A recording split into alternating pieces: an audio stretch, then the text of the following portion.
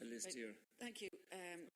This is the third bill that relates to water services that's been through a very flawed process. The first bill in February 2013 was on the same day as the promissory note deal that night, if you call it a deal. It was so heavily guillotined that I think only one amendment was debated.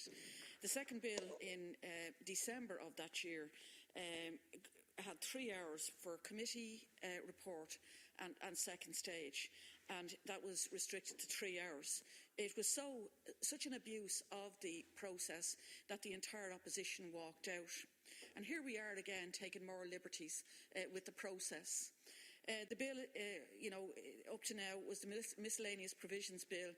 Among the things it dealt with was a park in Kerry, dog breeding penalties and the expanded monitoring by the EPA of air quality. What we were told at the committee, and Deputy O'Queeve read some of what was said to me at the committee into the record, and I'll just EPA of air quality.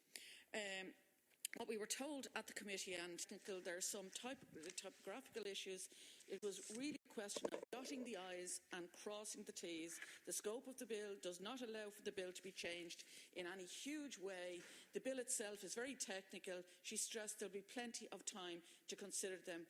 The amendments were only available to us at the deadline, so plenty of time can be called out on that. This Dáil was misled, either by the Minister for the Environment or the Minister of State, because it's a paradox. Both sides can't be right when they're saying two different things.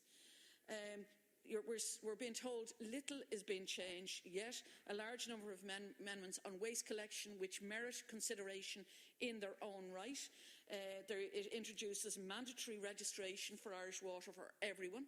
It established a lien on people's property so it can't be sold without the water charges being paid. It establishes that approved housing bodies are being regarded as occupiers of the dwellings for the purposes of the water charges. It establishes a new database of information on water services supplied to each dwelling in the state. It's not clear if PPS numbers or what other unique identifiers are being talked about. We don't even know what you're talking about. It's that vague.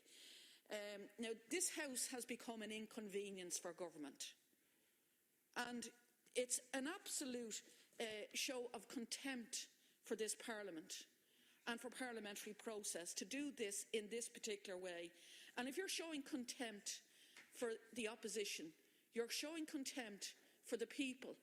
And I think it's, when the House has been so misled on this, when you're doing this in such a flawed way, you really have to question, whether or not this government has the authority to hold office when it is just seeing this House as an inconvenience, and you can get this through quicker if you do it in a way that avoids the kind of processes that are absolutely critical in a parliamentary democracy.